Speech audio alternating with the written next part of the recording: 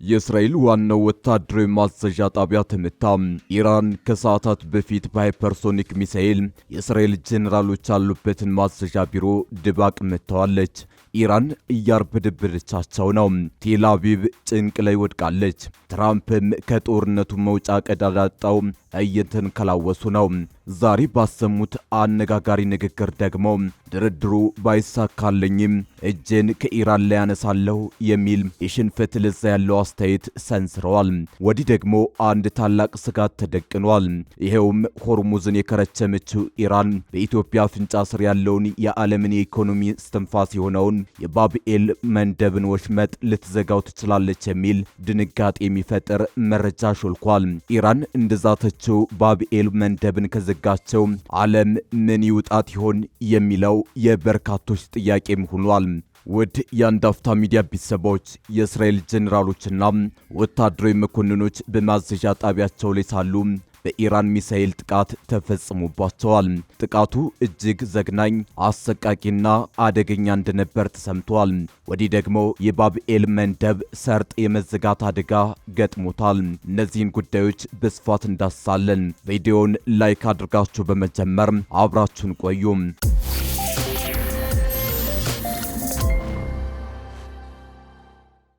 ኢራን ሌሊቱን ዘግናኝ ጥቃት ፈጽማለች። የእስራኤል ወታደራዊ ኢላማዎች ድባቅ ተመተዋል።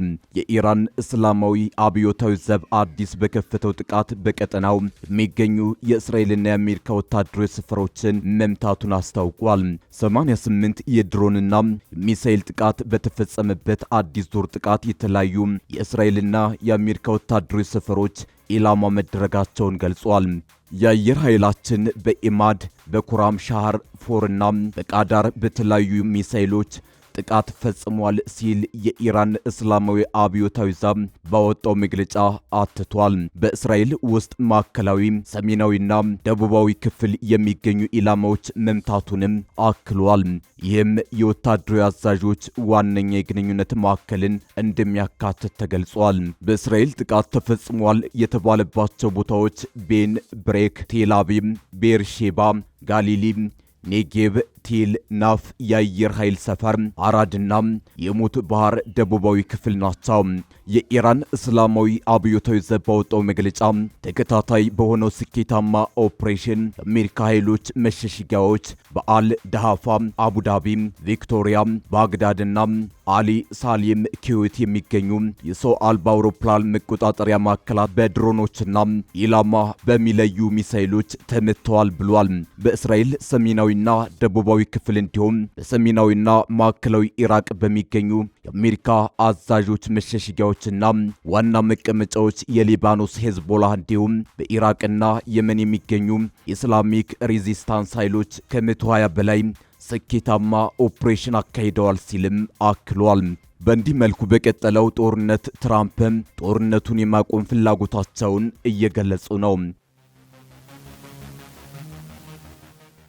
ትናንት ፕሬዝዳንት ትራምፕ ከኢራን ጋር ስምምነት ተፈረመም አልተፈረመም አሜሪካ በራሷ የጊዜ ሰሌዳ መሰረት በቀጣዩ 2 እና 3 ሳምንታት ጦርነቱን እንደምታጠናቅቅ ተናግረዋል።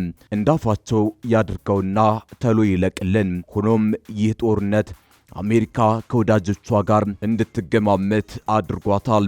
ስፔን፣ ጣሊያንና ፈረንሳይ የአየር ክልላቸውን ለአሜሪካ የጦር አውሮፕላኖች ዘግተዋል። እርምጃውን በመውሰድ ስፔን ቀዳሚ ስትሆን ጣሊያን ተከትላለች። ፈረንሳይ በበኩሏ ለእስራኤል የጦር መሳሪያን ጭነው የሚበሩ አሜሪካ የጦር አውሮፕላኖች የአየር ክልልን እንዳይጠቀሙ ብላለች። ይህም አሜሪካና እስራኤልን ክፉኛ አስቆጥቷል። ትራምፕ የፈረንሳይን ተግባር ፈጽሞ አንረሳውም ብለው ሲዝቱ ቴል አቪቭ ከፓሪስ ጋር ያሉ ሁሉንም የጦር መሳሪያ ግዢዎች አግዳለች። በአንጻሩ አረቦች በአሜሪካ ጉዳይ ግራ ተጋብተዋል። ሁሉም በሚባል ሁኔታ በሀገራቸው የአሜሪካ የጦር ሰፈር ያለ ሲሆን የጦር ሰፈሩ እንዲቋቋም የተፈለገው ምክንያትም አሜሪካ ከጥቃት እንድትከላከላቸው በሚል ነው። ባለፉት ጥቂት ሳምንታት የታየው ግን ከዚያ በተቃራኒ ነው።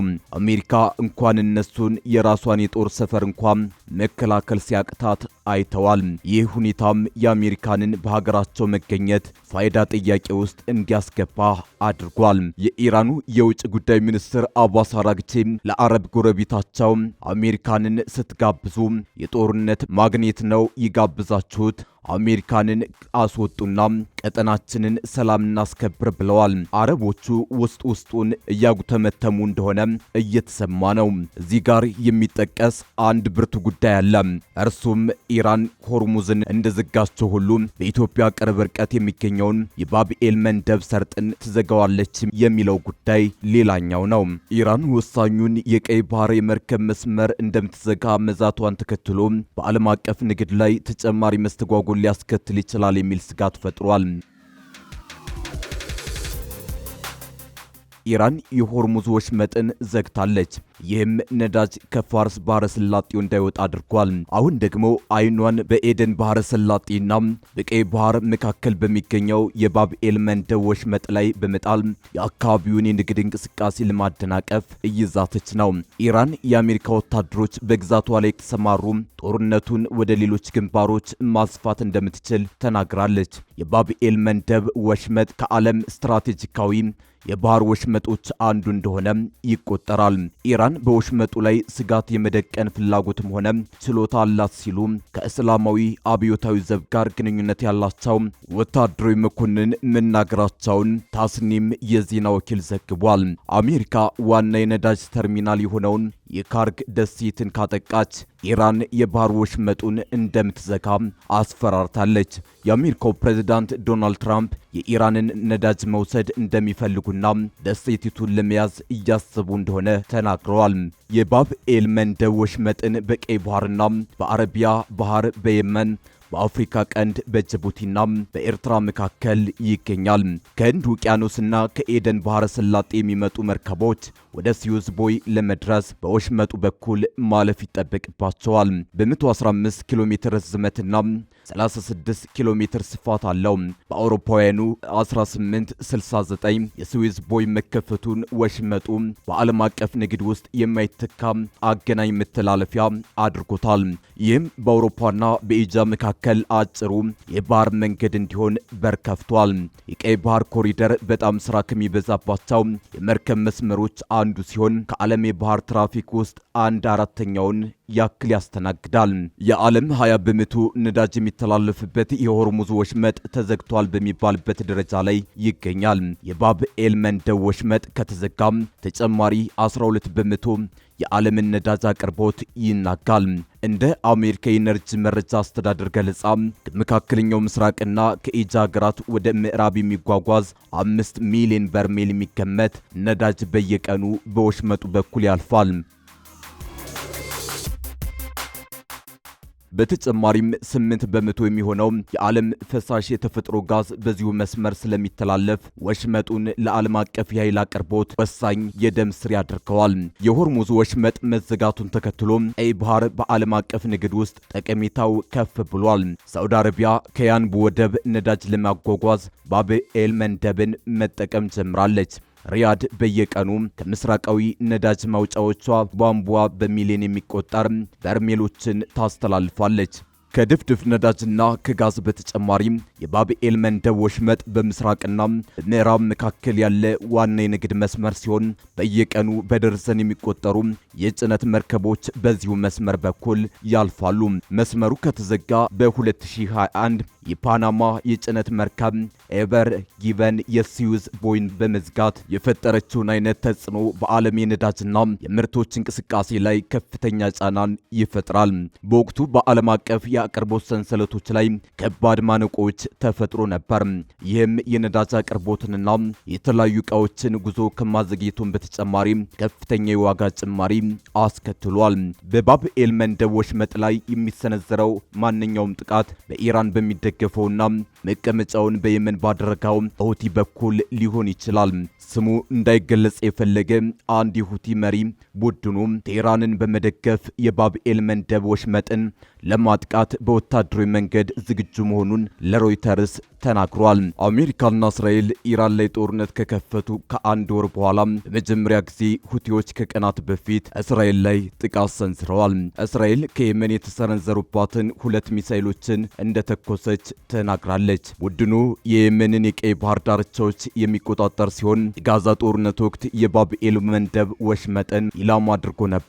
ሁቲዎች ከ100 በላይ የንግድ መርከቦችን ሚሳኤልና በድሮን አጥቅተው 2 መርከቦችን ያሰመጡ ሲሆን 4 መርከበኞችን ገድለዋል። ቡድኑ ህዳር 2023 በቀይ ባህር ላይ ሲንቀሳቀስ የነበረ በጃፓን የተመዘገበ የዩናይትድ ኪንግደም የጭነት መርከብን ለመጥለፍ ሄሊኮፕተር ተጠቅሟል። ሁቲዎች ከእስራኤል ጋር ግንኙነት ያላቸውን መርከቦች ብቻ ኢላማ እንደሚያደርጉ ቢናገሩም ጥቃቶቹ ያለ ልዩነት እንደሚደረጉ በሰፊው ተገልጿል። ይህም በርካታ የዓለማችን ትላልቅ የመርከብና የነዳጅ ኩባንያዎች አካባቢውን መጠቀም እንዲያቆሙ አስገድዷቸዋል። ሁቲዎች እጅ እንደሰጡ አሜሪካ ስትገልጽ፣ ሁቲዎች በበኩላቸው አሜሪካ ማፈግፈጓን በወቅቱ ገልጸው ነበር። ተንታኞች ጥቃቱን በድጋሚ ሊጀምሩ እንደሚችሉ ስጋት አላቸው። ጦርነቱ ከቀጠለ ሁቲዎች ይቀላቀላሉ ተብሎ ሁልጊዜም የሚጠበቅ ጉዳይ ነው ስትል የቢቢሲዋ ዘጋቢ ሊስ ዱሴት ገልጻለች። አክላም ሰሜን ምዕራብ የመንን የሚቆጣጠሩት ሁቲዎች ቀይ ባህርን ከዓለም አቀፍ የንግድ መስመሮች ጋር የሚያገናኘውን የባብኤል መንደብ ወሽመጥን የማስተጓጎል ትልቅ መሳሪያቸውን እስካሁን አልተጠቀሙም ስትል አክላለች። የአሜሪካ የትራንስፖርት መምሪያ ባህር አስተዳደር በቅርቡ በወጣው መግለጫ ምንም እንኳን የሁቲ አሸባሪ ቡድን በጥቅምት ወር በእስራኤልና በጋዛ መካከል የተኩስ አቁም ስምምነት ከተደረገ ወዲህ የንግድ መርከቦችን ባያጠቃም በአካባቢው የሚተላለፉ የንግድ መርከቦችን ጨምሮ አሜሪካ ንብረቶች አሁንም አደጋ ላይ መሆናቸውን ይቀጥላሉ ብሏል። ባብኤል መንደብ በአረበኛ የእንባ በር ወይም የሐዘን በር እንደማለት ነው። በአካባቢው የሚከሰቱትን ከጠንካራ ወጀብና ሊተነበይ ከማይችል ንፋስ እስከ የባህር ላይ ወንበዴዎች እንዲሁም ግጭትን የመሳሰሉ አደጋዎችን ለተመለከተ ስሙ አካባቢውን ይገልጸዋል። ከ2008 እስከ 2012 ባለው ጊዜ ውስጥ የባብኤል መንደብ ወሽመጥና በዙሪያው ያለው ውሃ በርካታ የባህር ወንበዴ ጥቃቶችን አስተናግዷል። በዋናነት ጥቃቱ የሚፈጸመው በሶማሊያ ቡድኖች ሲሆን የመርከብ ሰራተኞችን አፍነው ገንዘብ ይጠይቃሉ። ክስተቶቹ ዓለም አቀፉ ማህበረሰብና የመርከብ ኩባንያዎች በአካባቢው ያለውን ደህንነት እንዲያጠናክሩ አስገድዷቸዋል። የባህር መስመሩ መዘጋት በሆርሙዝ ወሽመጥ ምክንያት የተዳከመውን የዓለም የነዳጅና የጋዝ አቅርቦትን የበለጠ በማወሳሰብ የዋጋ ንረቱን ያባብሰዋል። በባህረ ሰላጤው የተፈጠረውን የመርከብ ጉዞ ማስተጓጎል የብሬንት ድፍድፍ ነዳጅ ዋጋ ከጦርነቱ በፊት ከነበረበት $70 ወደ $115 በላይ እንዲደርስ አድርጎታል። ከሸማቾች ምርቶች እስከ ግብርና ሸቀጦች ድረስ ያለውን ዓለም አቀፍ ንግድም ተጽዕኖ እየደረሰው ነው። በሌላ የባህር መስመር ላይ አዲስ መስተጓጎል መፈጠሩ ዋጋቸውን የበለጠ ከፍ ሊያደርግና በኢራን ጦርነት የተፈጠረውን የኢኮኖሚ ውድቀት ሊያባብሰው ይችላል።